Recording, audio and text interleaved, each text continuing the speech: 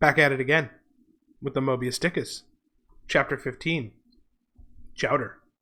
This, I believe, in our long voyage through Moby Dick, an overused metaphor if there ever was one, is going to be the first chapter that I only mark in blue. I'm not going to lie, I don't think this has much to say about many ideas. I think it's just supposed to be a little humorous side note. So let's just get into it. The first funny passage I want to talk about is this clam or cod dichotomy that we're presented with by Mrs. Hussey, which I have to assume Melville knew what he was doing with that name. Clam or cod? What's that about cods, ma'am? Said I with much politeness. Clam or cod, she repeated. A clam for supper? A cold clam? Is that what you mean, Mrs. Hussey? Says I, and I honestly don't know when I read that line. Is Ishmael being sarcastic? Like, is he being self-aware? Like, is he just trolling?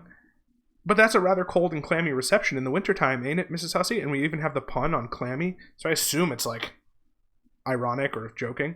But being in a great hurry to resume scolding the man in the purple shirt who was waiting for it in the entry and seeming to hear nothing but the word clam, Mrs. Hussey hurried toward an open door leading to the kitchen and bawling out, "Clam for two!" disappeared.